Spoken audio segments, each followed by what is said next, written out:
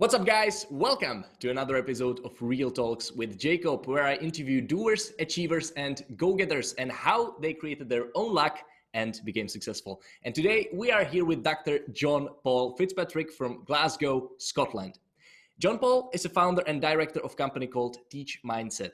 And what they do is that they are helping schools, preschools, and colleges with educational attainment and supporting both personal and professional development. In their words, they're making a positive difference to lives and to the futures by challenging prevailing belief systems and barriers to learning. Simply put, they help people to learn effectively and to fully unlock their potential. Thanks to the academic background and multiple degrees, John Paul is now known as Dr. JP. So welcome to the show, Doctor. Jacob, it's so good to be here. It's great to be speaking to you. How are you today? I'm amazing, and I think that after this interview, I will be speaking in a Scotland accent, like Shrek. Can you tell me something in Scotland accent? Well, I can't get the engine started, Captain. Did that work as a Scottish Star Trek type stereotype of the Scottish accent for you? You sound like Shrek. That's great. Actually, some people would say I also look like him, and I feel like him today. So that's perfect. Brilliant. You've really given me a mindset boost to kick off the conversation. So guys, if you're listening to this on some podcast platform, I'm actually recording this whole thing. So if you want to see it yourself, Shrek in real life, but I don't fully agree. He doesn't look like Shrek, but you can watch it on YouTube as well. Anyway, JP, as a kid, you've been told that you're too stupid to get a degree. Did it become your main engine to becoming who you are today? Gosh, well, do you know, I would love to tell you that that's what it was, but actually it's taken me many years to work out what happened to me in my formative years and to learn actually all about mindset. But to take a step back in time, at the tender age of 5 in our primary school, I managed to make the big mistake in class of getting all my sums wrong, and actually was taken out by the teacher and smacked. So at age 5, I developed a narrative, Jacob, that was, my name's John Paul, and I don't think I can do maths. And actually that moment stayed with me throughout my primary schooling career and all through my secondary. And actually what I've come to realize is that was me really developing a self-limiting prophecy about maths, about education, and actually what in my line of work now, it has given me the drive and the determination to make sure that every child, every person has a deep understanding of mindset and what this means for future potential.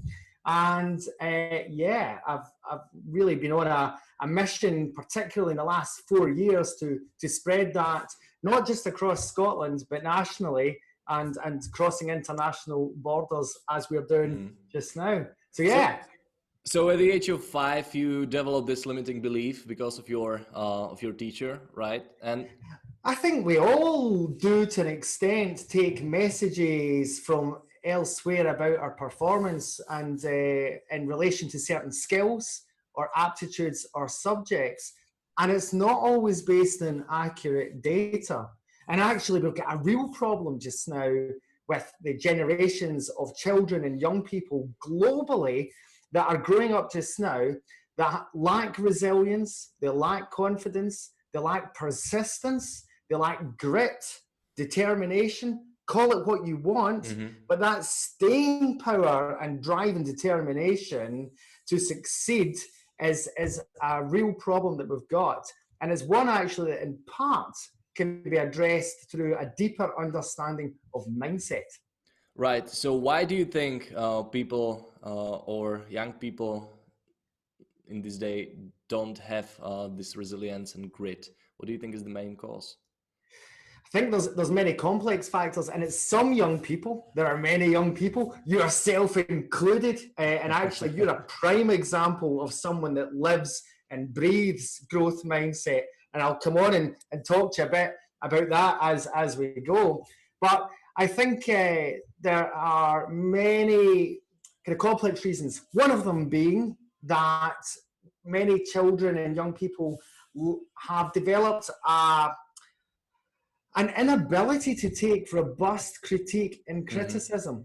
So maybe in their schoolwork, in their first employment, someone gives them feedback. Could you just redo that? Could you fix that? Could you make that better? And the reaction you get is almost as if you've insulted 3 generations of their entire family, rather than giving constructive critique or criticism. And in part, actually, adults are to blame for this.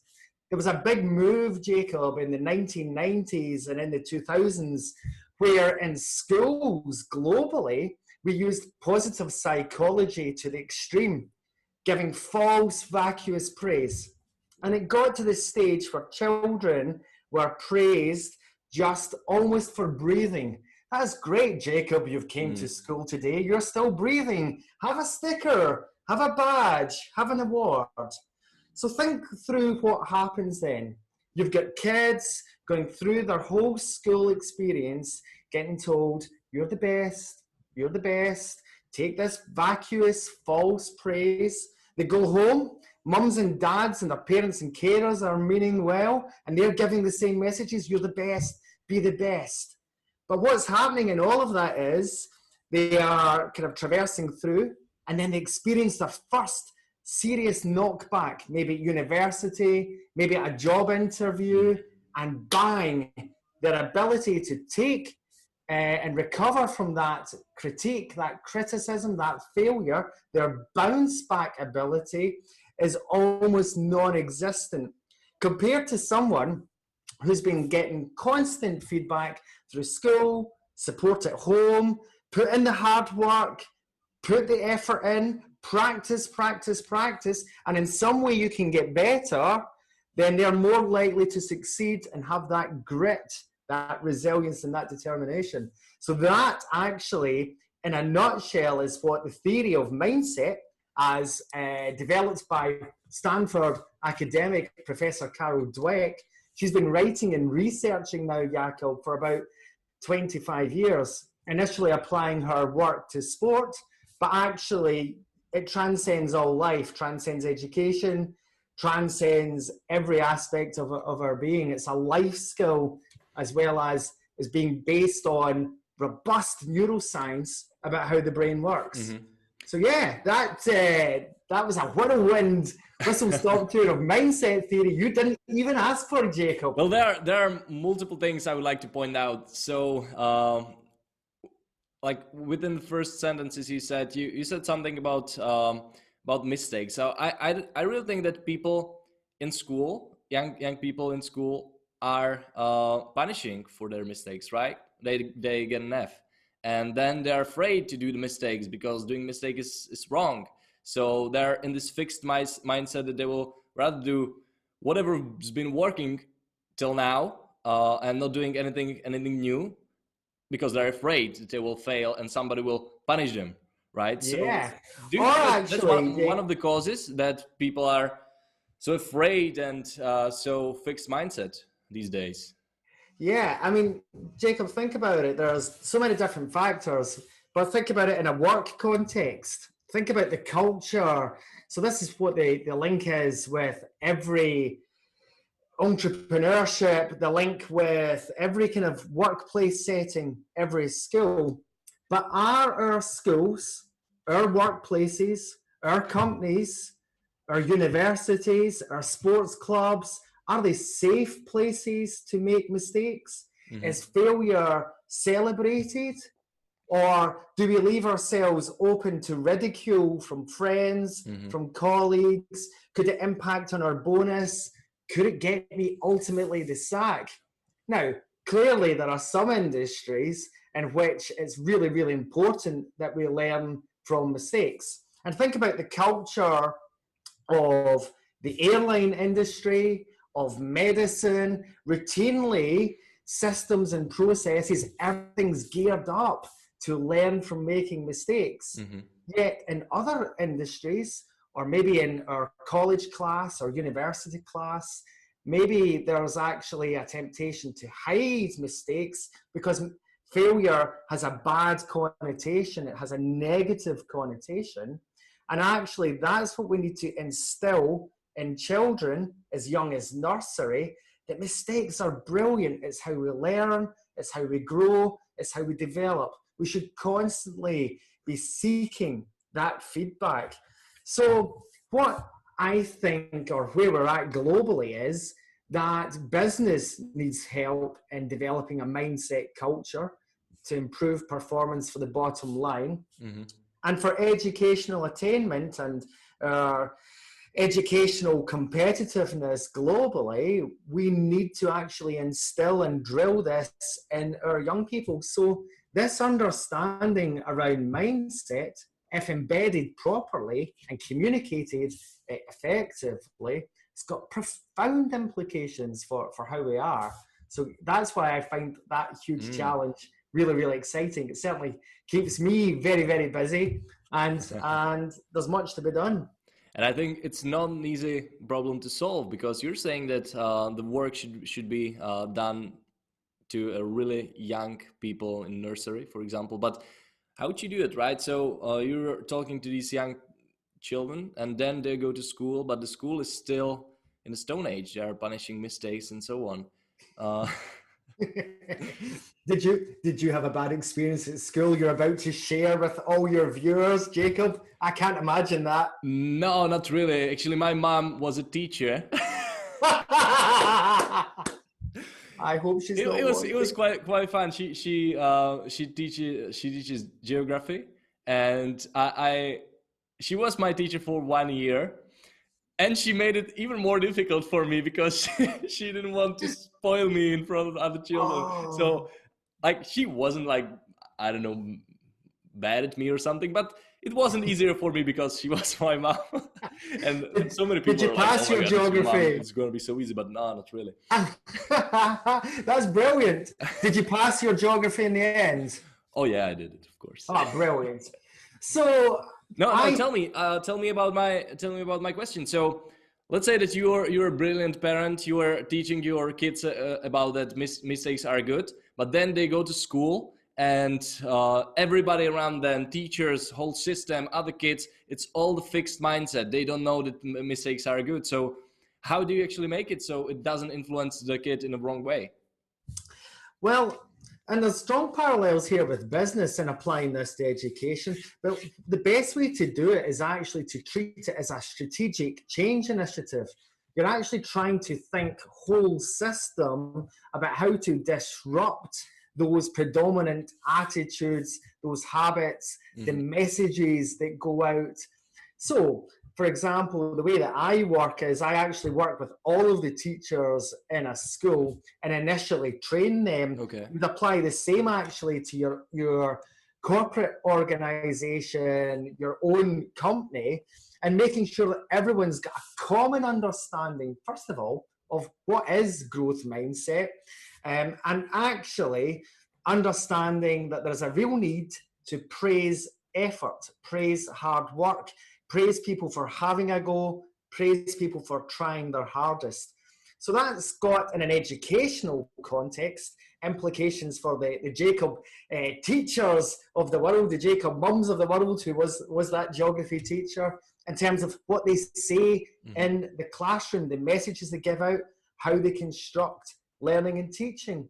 Let me break one thing a little bit, because you said that kids are being rewarded for nothing, but now you're saying that we should praise effort, which is a similar thing.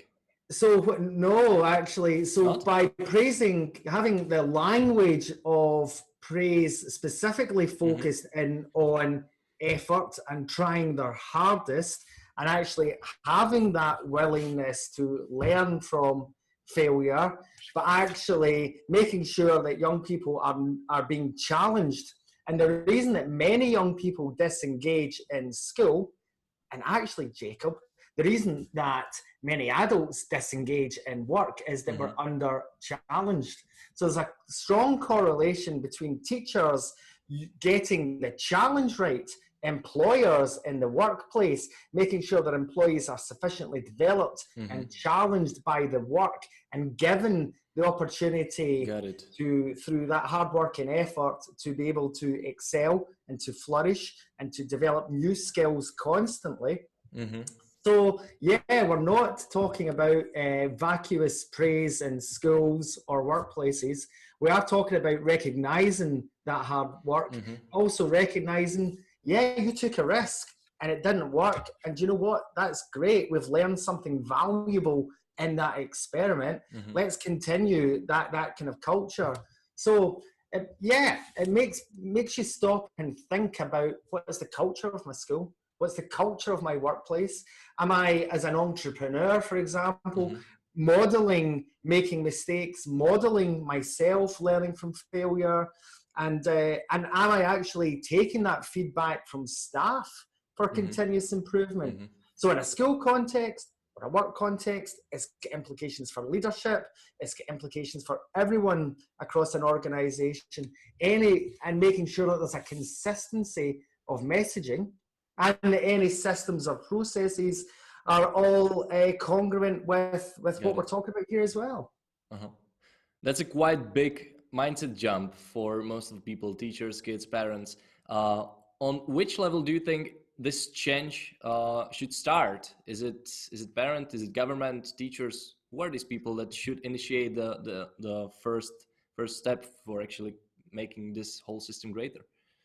For world domination, all we're missing is the furry cat and a bit of Mr. Bond accent there. Doing but this you're with right. Fingers. That's the most important part. Yes. Actually, that lends itself well to the Scottish accent that you asked me to do before we started broadcasting. Yeah, and you would be wearing ascot while doing it. All right. Obviously. But yeah, I mean, governments get it, actually. So, the Australian government, Scottish governments, they all recognize the validity now of this mindset theory. So you need to start with policy, but you also need to start with educators in nursery and primary and secondary. Business education needs to get this. Our MBA schools are increasingly becoming attuned to mindset. So it needs to be a multi-pronged approach, starting with policies, starting with organizations, starting with individuals. But you need to start with those that are in power so that they get it, the chief execs, the head teachers, the school leaders across the globe, that they understand it. Then down to grassroots teachers. They need to understand what this means for what they model, what they say, what they teach in classroom, and the messages they reinforce. And then, in really simple language, this needs to go to parents and carers across the globe. And if there's some really important messages, so anyone that is watching, that is a mom or a dad, has got kids, focus in on your kids' effort. Praise them for having a go. Praise them for making those mistakes. Don't be obsessed with the grade and the highest grade. That'll come as a byproduct. But the more we just talk about the end result, and actually language really matters.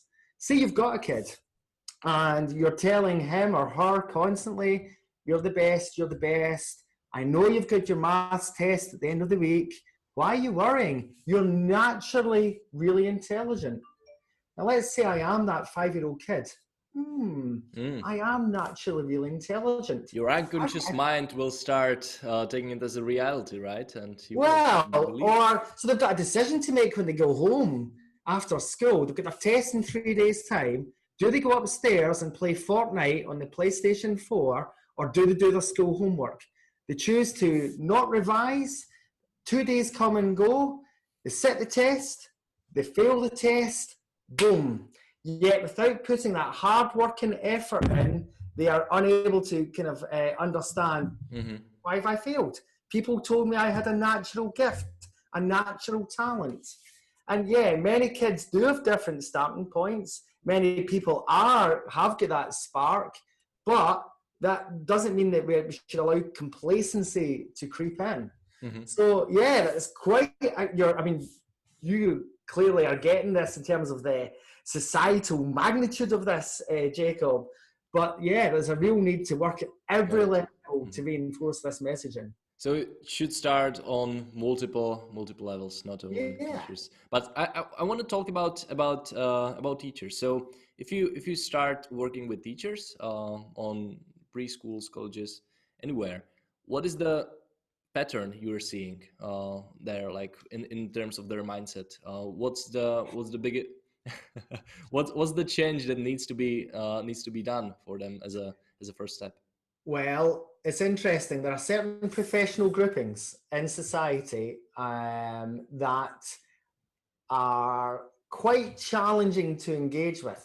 And teachers are very quick to dismiss something that is a challenge or a threat to them. Many of them are open-minded, but when I'm when I'm standing doing a training session, maybe I've got 100 people in front of me, there will be the row up the back that will be sitting like this. I've got a growth mindset. Why are we having to listen to this? What's the time? And you think, okay, interesting. And that gives actually valuable data, but their openness to challenge it means that they are quite cynical, so they need to see the evidence, they need to see the research that underpins the work. You need to work really hard to convince them. And actually, a time globally where science is at risk of being dismissed, actually empirical evidence about issues like climate change, etc., there is a real need to make sure that we are presenting evidence-based arguments, and the neuroscience about how the brain works is what underpins this. So they've got to get that. But fixed mindsets are common in every profession. We've got fixed mindset entrepreneurs. We've got fixed mindset medical staff, every profession, every walk of life. But to achieve any particular kind of change to a profession, a change of culture, a change of practice, thinking about Malcolm Gladwell's work on the tipping point, you need to reach a kind of critical mass of people. And if you can get that 90% of your staff on board, the other 10% will likely come with you, or actually find it an uncomfortable environment to be fixed mindset in and may seek employment elsewhere. Do you think this fixed mindset is, do you see more older people having fixed mindset rather than younger people? Do you think age plays a role there? No, actually, that's a really interesting question. I would say that fixed and growth mindset transcends age, social class, it transcends poverty. You can be 19 and be incredibly fixed mindset. You could have just turned 26 this month and display, like yourself, an incredible growth mindset. So there are other factors like the environment, who you socialize with, the messaging that came from your parents, the messaging or carers, the messaging that came from your school, how supported you were to embrace challenge and to make mistakes, and that the exposure to challenge and new environments and that constant thrive for learning. But it's not an age-related thing, Jakub. It's really interesting. All right, you also help corporates, not only schools. Tell me about that.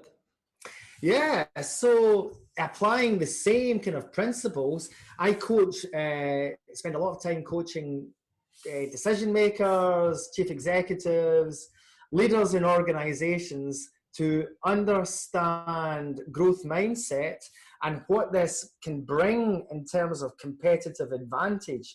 If you've got an organization that's lean, adaptable, constantly learning, is empowering its staff to take proportionate risks and to create a culture where staff think, actually, this is a can-do organization, and be solution focused, where staff are empowered to thrive and to flourish, then that can actually make the difference in terms of competitive advantage for corporate organizations. So corporate leaders are absolutely responding to this and thriving on the challenge that growth mindset brings. And I underpin it to create corporate change. I use a combination of leadership development sessions, providing high challenge to leadership teams to think about their culture, Okay. to think about their systems, to think about their processes, to think about their own mindset.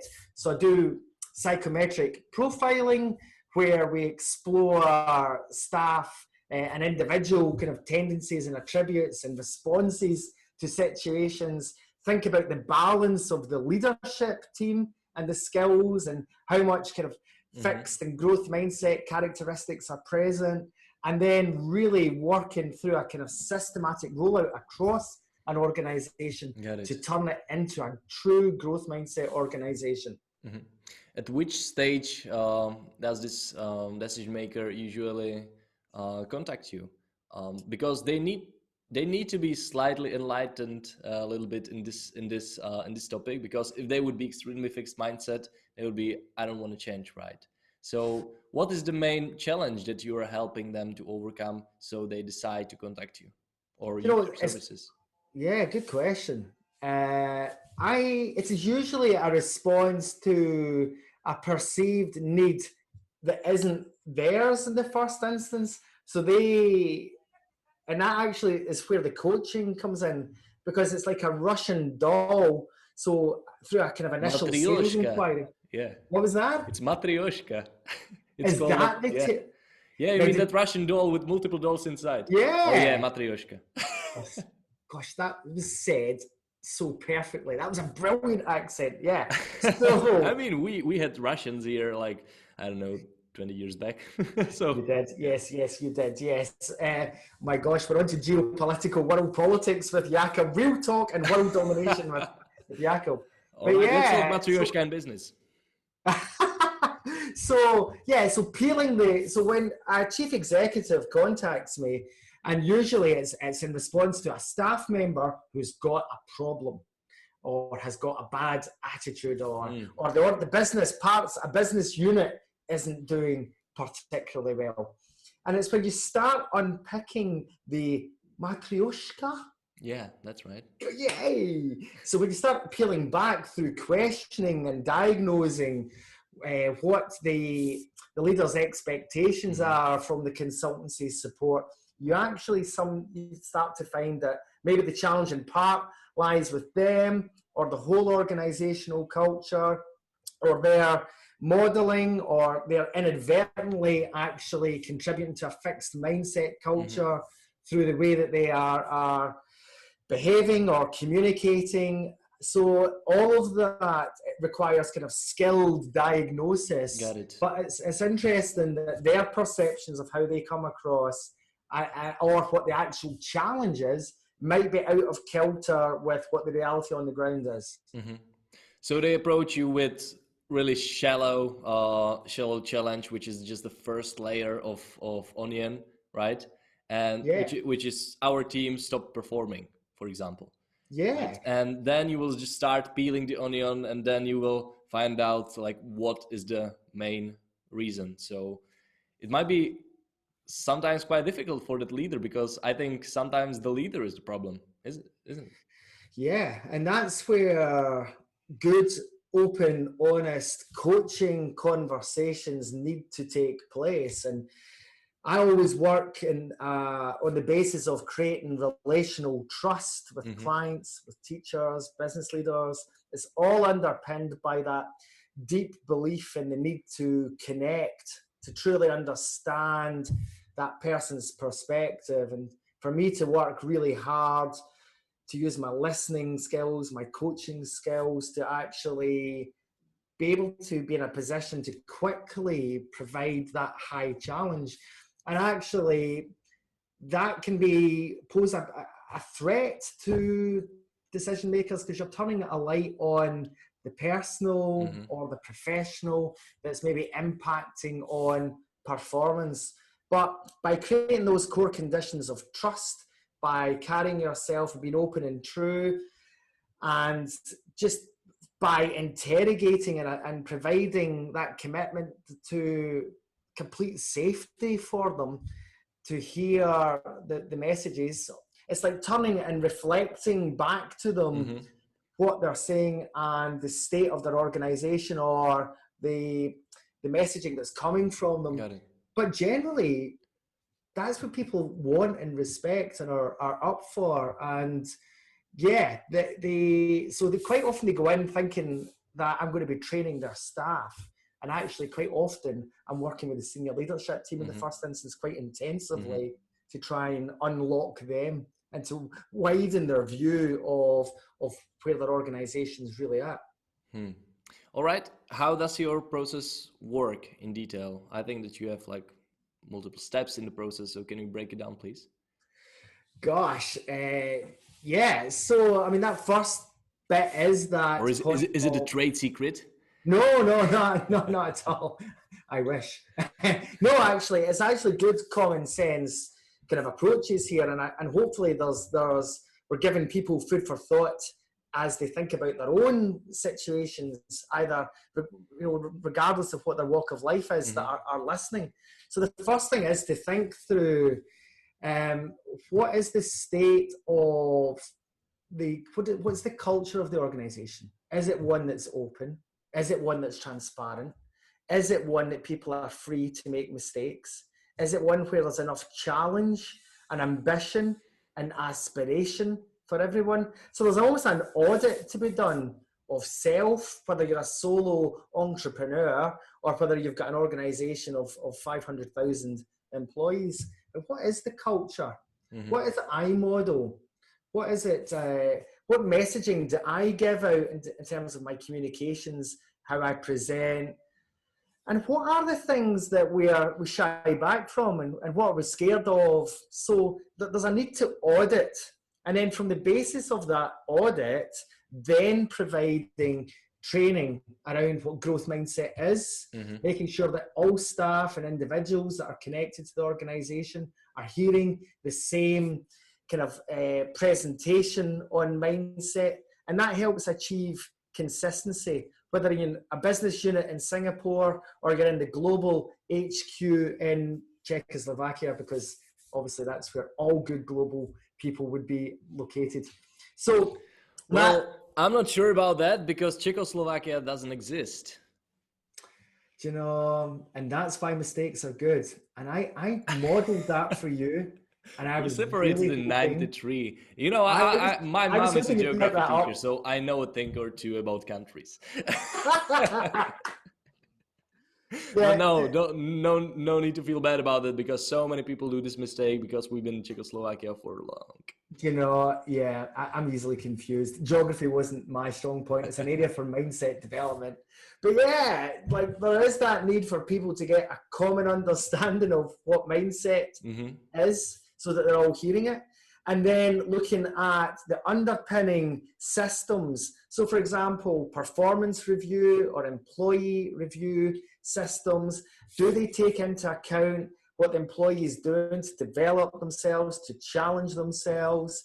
Any obvious learning in the last couple of weeks where learning from mistakes, celebrating mistakes, and making sure that they are communicated across the organization where appropriate so the organization can adapt and learn from that. So it's really looking at every facet of organizational life and saying, are we doing enough to create a culture where people recognize that relationship between how hard or easy the work is and the tasks that they're doing and their mindset? And is it a culture where you cannot do that and there's a fear or an element of punishment attached to kind of processes? Or is there openness, transparency, good communication? Are employees being coached to challenge each other and support each other, and actually being coached in coaching skills in order to be able to create organizational change? So it's a real relationship between mindset, coaching, and that organizational culture for continuous improvement. So yeah, that's a snapshot of the process. Interesting. So how long does this process usually work?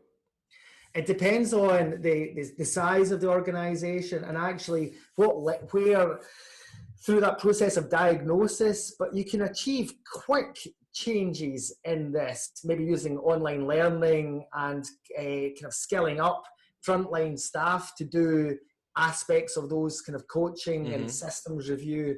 So you can see real changes in 3 to 6 months of organizational culture. Interesting. We're not trying to create an industry here.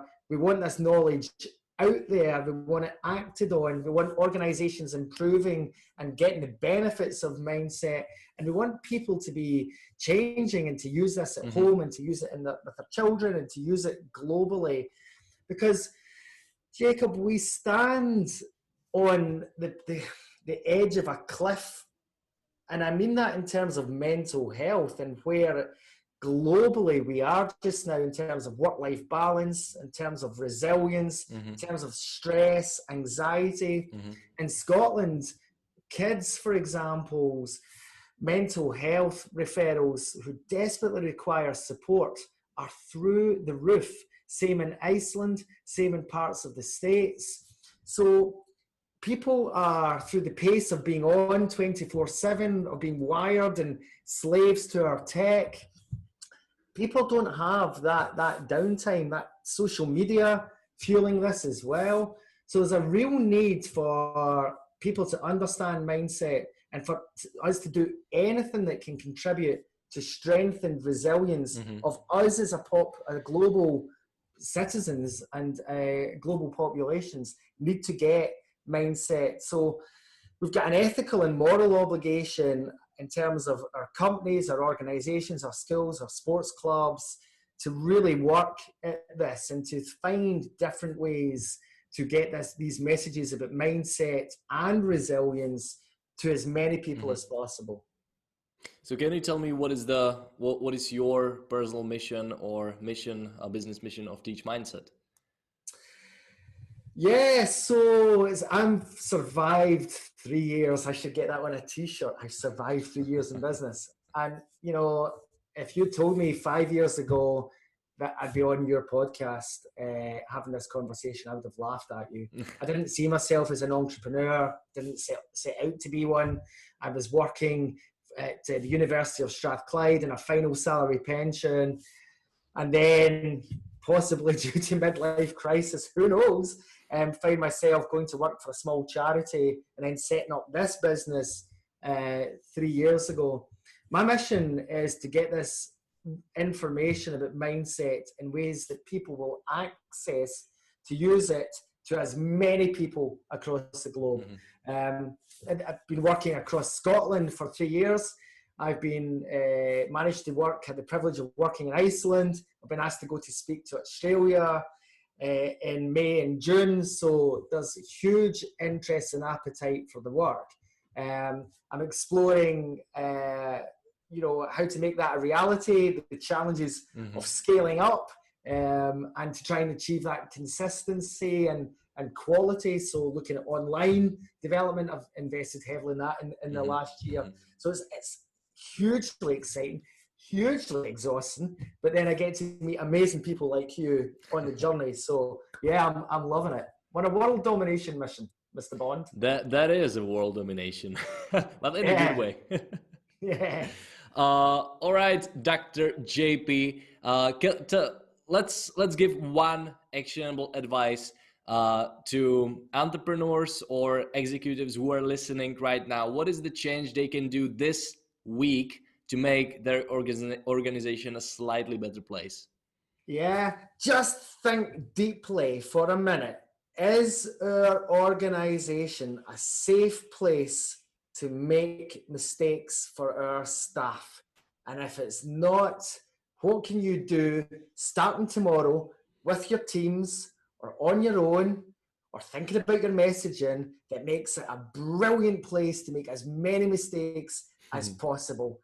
Just think through as well, what is the one challenge you as an entrepreneur are hiding from? Is it, what is it you consider to be your Achilles heel? And what are you going to do to address it? Is it a skill? Is it a challenge you're going to set yourself? What are you holding back from that you've been getting the voice in your head telling you that you can't do? Well, I'm willing to bet you with hard work, effort, in practice, you'll be able to thrive and grow and improve in that skill or subject in some shape or form. And I want to hear from you in the comments on this what it was and what changed for you as a result. So I think they should let us both know, Jacob, because I'd be intrigued. But that's my message. Just start now. Start now. Start small. Think about yourself. Apply it to your own life first. Have a look at Carol Dweck's book on mindset, and immerse yourself in it and go from there. No cost implications, zero cost implications for you. You've got nothing to lose. Go for it. Guys, you heard it. So think about making mistakes and encouraging other people in your organization to make mistakes as well, because it can really transform your business, because people will start being more creative, they will have more ideas, because they will know that they won't be punished for messing something up. Anyway, JP, where can people follow you? Where can they contact you if they like what you just said about how you help your organizations, or where they can get in touch with you? They can stalk me vicariously on Twitter at TeachMindset. I would love to continue the dialogue there. The website's www.teachmindset.com. And there's a very active Facebook group with around 2,600 people from across the globe. Teach Mindset on Facebook. There's a group in there. I would love to hear from people, even just to hear the success stories, and to carry the conversation on. So yeah, get in touch. Amazing. JP, thanks a lot for coming to Real Talks with Jacob. And guys, if we brought you some value with this episode, please share it with your friends, because I think pretty much everybody can take something out of this conversation. So just take a screenshot of Spotify or Apple Podcasts, whenever you are listening to it. Share it to your social media, or maybe you're watching it on YouTube, and share it with your friends as well. So guys, that's it for today, and I will see you next time.